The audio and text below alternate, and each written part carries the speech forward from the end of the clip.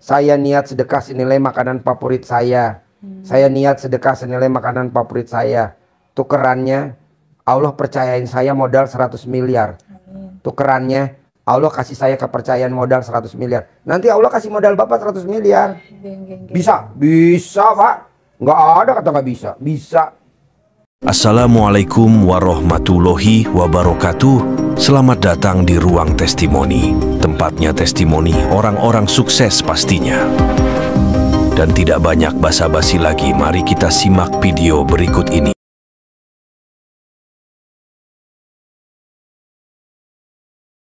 Oh, tadinya dagang, karena modalnya habis, akhirnya nggak dagang lagi. Bapaknya di perusahaan, Pak Haji, tapi selalu diiri temannya, Pak Haji. Bapak kerja di perusahaan, jadi yang dagang ibu. Bapak kerja di perusahaan. Di tambang. Karena diiri orang jadinya nggak ikut kerja lagi. Sudah 2 kali pindah perusahaan, kayak gitu lah terus, Pak Haji. Boleh. Bapak nanti kerja di perusahaan lagi yang ketiga, begitu. Bapak kerja lagi, bahkan Bapak punya perusahaan sendiri juga, begitu. Iya. Bapak jadi menteri, ya digituin juga sama teman-teman menteri juga. Jadi gimana dong pemutusnya? Sedekah senilai makanan favoritnya Bapak. Seperti yang tadi ayatnya tadi. Nggak nyatet ya ayatnya tadi dari Pak Nur? Sudah. Coba. Jadi ini ada hadis tentang sedekah makanan. Ini kata Nabi, apakah kamu suka hatimu menjadi lembut dan terpenuhi hajatmu? Dari 2. Apakah ingin hati lembut dan terpenuhi hajatmu? Caranya, kata Nabi, sayangilah anak yatim, usaplah kepalanya. Tapi nanti terusannya Pak Haji nanti. Usap kepala anak yatim. Pak Haji yang bilang nanti. Berilah dia makanan dengan makanan kesukaanmu. Niscaya, kalau kita lakukan itu tadi, sayangnya anak yatim dengan usap dan kasih makanan kesukaan kita kepada anak yatim, niscaya hatimu akan menjadi lembut dan kebutuhanmu atau hajat-hajatmu akan kamu dapatkan, akan terpenuhi. Hadisnya begitu, Pak Haji. Ya. Jadi nanti Bapak paksain apa makanan favorit Bapak. Cicil dulu biar Bapak nanti Allah kasih modal, punya usaha sendiri, tapi Bapak nggak diiriin sama orang, diiriin sama siapa gitu. Karena udah dari dasarnya, dari sononya begitu. Tapi Bapak nggak boleh sedih. Justru itu kan kesempatan Bapak bersedekah, ya kan? Kalau Bapak nggak begitu, Bapak nggak bakal bersedekah. Iya benar, Pak Haji. Karena ini nilainya gede. Taruhlah makanan favoritnya 20.000. 20.000 kali 500 anak yatim 10 juta kali 12 120 juta 120 juta sedekahnya.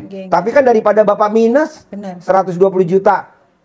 Cara nyicilnya gimana, Pak? Hah? Cara nyicilnya gimana? Bapak punya duit berapa sekarang? 1 juta. Sedekah 1 juta tiap minggu. Sedekah tiap minggu 1 juta. Kalau nggak harus hari ini, nanti yang datang yang kedua bisa. Boleh. Boleh. Transfer juga boleh. Boleh. Bapak cicil. Saya niat sedekah senilai makanan favorit saya. Saya niat sedekah senilai makanan favorit saya. Tukerannya Allah percayain saya modal 100 miliar. Tukerannya Allah kasih saya kepercayaan modal 100 miliar. Nanti Allah kasih modal Bapak 100 miliar. Bisa? Bisa, Pak. Nggak ada kata nggak bisa. Bisa. Pak, Bapak bersyukur saya paksain sedekah dibandingin orang lain yang nggak saya paksain. Pada saat Bapak sedekah, itu buat tabungan Bapak dikubur. Justru sekarang kita masih sehat, paksain sedekah. Betul gak? Betul. Untuk tabungan kita dikubur. Makanya saya, Pak, kemarin sakit 2 bulan. Dokter udah angkat tangan. Saya udah ketar-ketir, Pak. Kasih saya umur panjang. Saya masih mau sedekah. Saya masih mau sedekah. Akhirnya saya umur panjang kemarin. Di awal Ramadan, saya paksain beli baju 1000 potong. Anak yatimnya 500. Masing-masing dapat 2 potong. Ini saya mau paksain anak yatim. Saya mau berangkatin umroh. 60 anak yatim. Satu anak yatim kira-kira kalau umroh kira-kira 35 juta atau 30 juta kali 9 kali 30 900 juta. Saya paksain mumpung saya masih sehat. Begitu 60 6 kali 3 1,8 miliar. Mumpung saya masih sehat. Saya paksain. Bapak begitu dipaksain. Kita kan kadang, gue dipaksa sedekah sama Pak Haji Dwi. Buat tabungan lo dikubur, gue. Emang lo punya pahala lo di kuburan? Gak ada. Siksa kubur lo. Nangis lo. Udah di dunia suka komen. Udah di dunia lo suka bully. Udah di dunia lo suka medsos. Benar. Nggak boleh. Paksain sedekah, Pak. Jangan harta. Karena kalau Bapak nggak sedekah, nyesal seumur hidup. Karena rintihan orang saat di alam kubur itu minta dihidupkan barang sehari saja untuk apa? Sedekah. Untuk sedekah. Sedekah. Saya maksa sama kakak saya. Pokoknya anak yatim Ramadan beli baju 1000 potong. Buat apa? Mau Ramadan 1 potong, mau Lebaran 1 potong. Jadi dapat 2 potong. Nah kalau 1 potong harganya 200.000, beliin. Gue nggak mau tahu, beliin. Ada yang kebagian. Nah, bagian di HP. Saya suruh ngirim gambar, heng. Beli HP. Gue 5 juta, beli HP. Begitu Pak, Bu, mau saya. Jadi kalau Bapak dan Ibu saya paksa sedekah subuh, nggak boleh bolong. Sedekah Jumat barokah jangan bolong. Bersyukur, karena itu buat tabungan dikubur. Jangan nyesel. Saya nggak setuju nyesel. Lu yang nyesel, gue nggak. Terima takdir Tuhan. Jadi Ibu ditakdirin sekarang yang PKD, terima dulu. 2, nggak boleh punya sifat busuk. Ketiga, nyumpahin, terangin, detailin, agak singkat. Ya. Yang pertama, terima takdir Allah. Karena kalau kita tidak terima takdir Allah, diancam oleh Allah kan? Di hadis qudsinya, Allah berfirman, sesungguhnya aku ini Allah, tiada Tuhan selain aku. Barang siapa yang tidak menerima cobaanku, tidak sabar terhadap cobaan termasuk. Yang kedua, tidak bersyukur atas segala nikmatku. Bapak tetap bersyukur walaupun keadaan seperti ini. Umur panjang, kesehatan panjang, pernikahan panjang, rezeki pasti berkah barokah luas, lebih panjang di kemudian hari. Kalau kemarin seperti itu yang harus disyukurin. Yang ketiga, barang siapa serta tidak menerima ketetapan takdirku, maka keluarlah dari kolong langit bumi ini dan cari Tuhan selain aku. Diusir oleh Allah kita. Karena apa? Tidak menerima ketetapan Allah. Jangan diseselin apa yang udah kita jalanin. Ibu dagang diutangin sama tetangga, nggak boleh diseselin. Kan itu udah terjadi. Bapak kerja 2 kali pindah karena banyak yang sirik sama Bapak. Jangan diseselin. Karena ini semua pasti udah seizin Allah. Jadi terima takdir Tuhan. Tapi kalau Ibu selalu kalau ditanya orang, kenapa nggak dagang lagi? Iya, karena banyak yang ngutang. Berarti Bapak dan Ibu nggak nerima takdir Tuhan. Betul? Ngeluh. Kenapa udah nggak kerja lagi? Iya, karena gue selama kerja banyak yang pada sirik gue. Itu berarti nggak Protes. terima takdir Tuhan. Cara menerimanya istilahnya bersyukur tadi Pak ya. Legowo. Kalau orang Jawa bilang legowo, lapang dada. Lapang dada. Udah jangan diungkit-ungkit apa yang udah terjadi, jangan diungkit-ungkit. Lupakan semuanya. Iya, karena kan itu udah masa lalu. Kebanyakan orang inget-inget terus masa lalu. Iya, benar. Iya. Coba kalau kita nggak disirikin, mungkin kita udah punya mobil kali ya, udah punya Pajero kali ya, kita udah punya ruko kali ya kalau kita masih begini. Nggak boleh kata Allah. Emang hidup ini lo yang nentuin. Gua yang nentuin. Emang hidup ini seperti orang main sandiwara. Nah, Ibu kebetulan lagi main sandiwara. Jadi orang yang terjolimin. Jadi orang yang terjolimin. Benar. Nah, tinggal Bapak dan Ibu jalanin. Kedua, sifat busuk nggak boleh ada. Sifat busuk apa? Ingat sama orang yang utang sampai hari ini nggak lunas. Sifat busuk apa? Nggak boleh ingat sama orang yang pernah jolimin kita. Nggak boleh. Itu sifat busuk. Abis ibadah kita. Sifat busuknya minus. Ibadah kita sholatnya tahajud 1000 kali minus. Hasilnya minus. Minus 1. Ingat-ingat. Nah, tahajud 1000 kali minus 1 jadi minus 1000. Kalau Ibu Bapak dan punya sifat busuk 5 kali 1000 5000. Saya nggak mau. Nah, terakhir nyumpahin. Ya. Ajarin. Saya tambahkan garis bawahi yang di Pak Haji tadi. Jadi apa namanya? Apa yang kita terima saat ini, kita ceritakan kebiasaan kita cerita ke orang tadi itu Pak Haji, saya sudah bangkrut, sudah itu nggak usah diceritakan. Allah memerintahkannya apa? Atas nikmatmu maka ceritakan. Yang suruh ceritakan apa? Nikmatnya. Di surat apa itu? Ad-Duha terakhir.